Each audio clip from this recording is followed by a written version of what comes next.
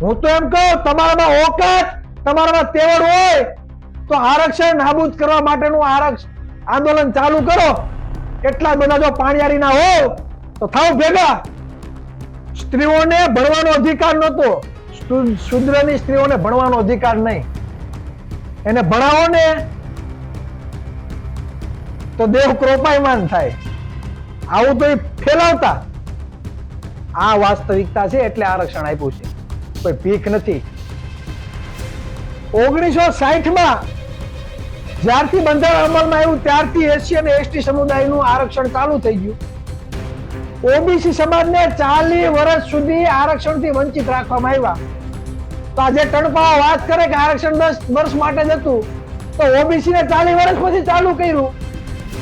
એ કટકે નીટમાં આરક્ષણ તો 2018 થી ચાલુ થયું. હજી તો આરક્ષણ મળ્યું નથી. 70% આરક્ષણ ચાલુ થયું, એમાં પણ 70% લેખે ભરતી નથી થતી. આવશે હમણાં આંકડા, અમારી પાસે આવશે, પુસ્તક આવે જ છે, ધીરાખમો. તમારામાં એટલી જ બધી તેવડ હોય આરક્ષણ નાબૂદ કરવા માટે આંદોલન કરવા મેદાન ના હો, જોઈએ તમે કેટલા પાણીયાળા છો. હું તો એમ કહું, તમારામાં ઓકાત, તમારામાં તેવડ હોય તો આરક્ષણ નાબૂદ કરવા માટેનું આંદોલન ચાલુ કરો. એટલા બધા જો પાણીયારી ના હો તો થાવ ભેગા આરક્ષણ નાબૂદ કરવા માટે. કેટલી બી હો થાય તમને ખબર પડી જાય. તમારા આરક્ષણ નાબૂદ કરવું છે તો અમે તમને કહીએ છીએ, મોસ્ટ વેલકમ. કરો આંદોલન ચાલુ. આરક્ષણ કઈ રીતે નાબૂદ થાય અમે જોઈએ.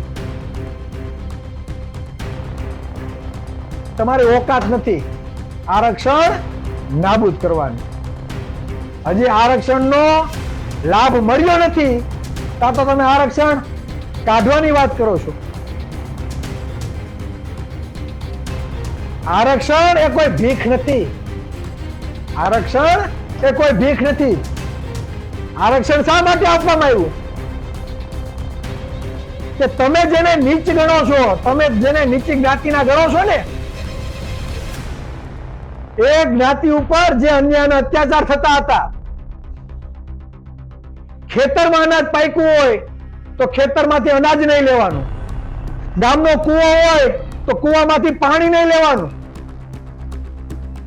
જાહેર રસ્તા ઉપર થૂકવાનું નહીં.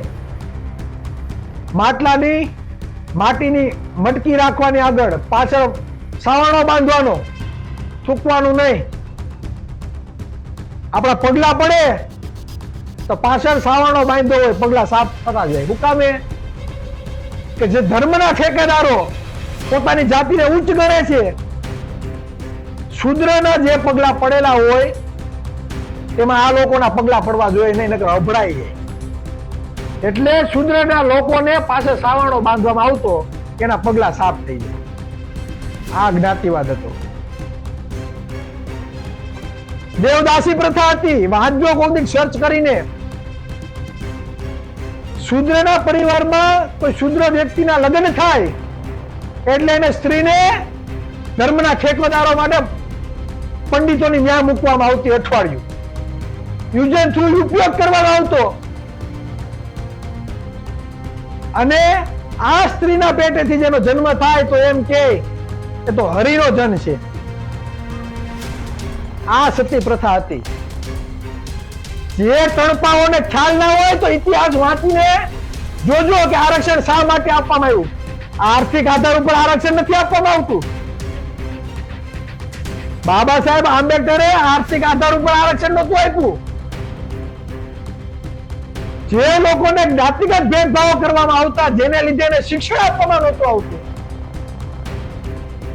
જે લોકોને જાતિગત ભેદભાવ કરી અને શિક્ષણથી વંચિત રાખવામાં આવ્યા હતા, શિક્ષણ નહીં લેવાનું. તમે શિક્ષણ લ્યો, શૂદ્ર જો શિક્ષણ લઈ જાય તો દેવ કૃપાયમાન થાય. વાંચજો ક્યારેક સાવિત્રીબાઈ ફૂલે અને જ્યોતિબાઈ ફૂલે ને, ક્યારેક વાંચજો તો તમને ખબર પડશે. આ છે મહામાનવો, જ્યોતિબા ફૂલે અને સાવિત્રીબાઈ ફૂલે.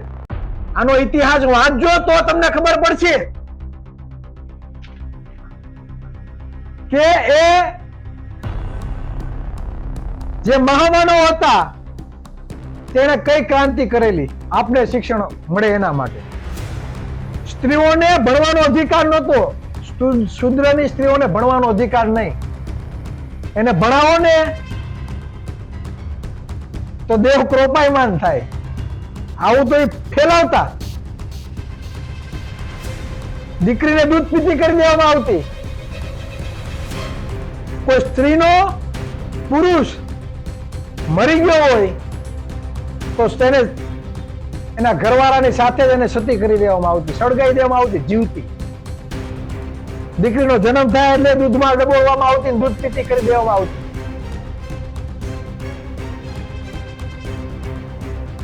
વિચાર તો કરો.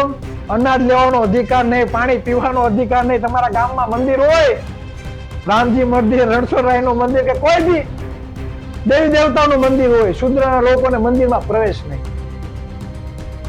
આ વાસ્તવિકતા છે એટલે આરક્ષણ આપ્યું છે. કોઈ ભીખ નથી. તમારા ડોફાવ કાઢી નાખવું છે, ખાવ જોઈએ ભેગા. કેટલી વીએ હો થાય ખબર પડે. કેટલી વીએ હો થાય એ ખબર પડે. ઈડબ્લ્યુએસ 10% આરક્ષણ આપ્યું. કયા ઓબીસી એસસી સમાજના સમુદાયના લોકોએ વિરોધ કર્યો? કોણે કર્યો કયો તો ખરી? 10% વસ્તીને 10% ઈડબ્લ્યુએસ આરક્ષણ મળ્યું છે. ત્યારે હાલના તકમાં 60% ઓબીસી સમાજની વસ્તી છે, વસ્તી પ્રમાણે આરક્ષણ નથી મળ્યું. અને તમારા આરક્ષણ નાબૂદ કરવું. અમે તમને ચેલેન્જ આપીએ છીએ, તમારા તહેવાર હોય તો આરક્ષણ નાબૂદી કરવા માટેનું આંદોલન કરો. જોઈએ કેટલી વીએ હો થાય.